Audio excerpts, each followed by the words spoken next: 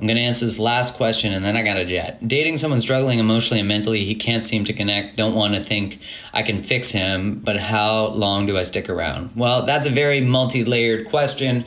One is, I would say, making someone feel like they're broken, even though he might own that language himself, is different, right? And so he doesn't want to be reminded that he's broken.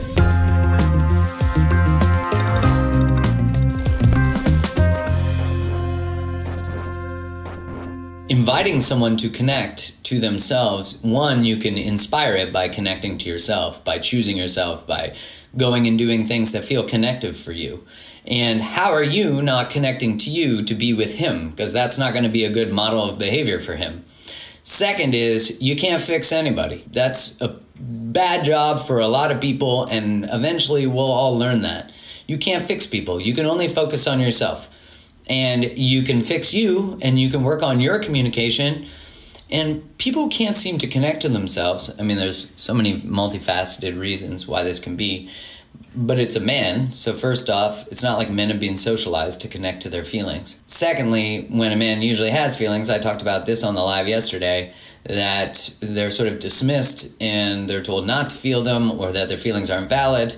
And I think a real good example of this is, notice the language we use when a man leaves a relationship. We usually say like he's afraid to grow up, he couldn't choose her, he wasn't ready for her. But when a woman leaves a relationship, we're like, she was empowered, she found herself, she gained track, you know. So there's such different language we use about relationships with men and women and everything in between. And I think that's very important to be conscious of. When you want to invite someone to change and grow, it's important to look at our language.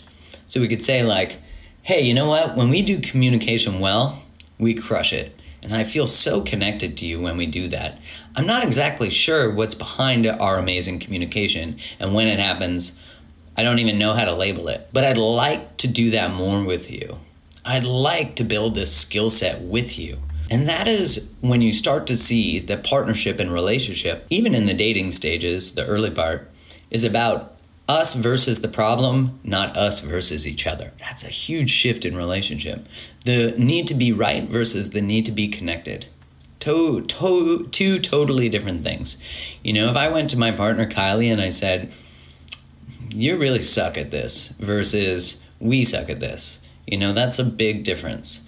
And so being able to actually own that and turn towards that and look for a better way to do the dance together. Because remember, we're all part of the dance. We're all part of the dance. And I'd also look at a pattern potentially there of, do you actually date people who you need to fix? That's an important pattern to actually look at because that creates a power dynamic. Anyways, I love all you guys. I gotta go.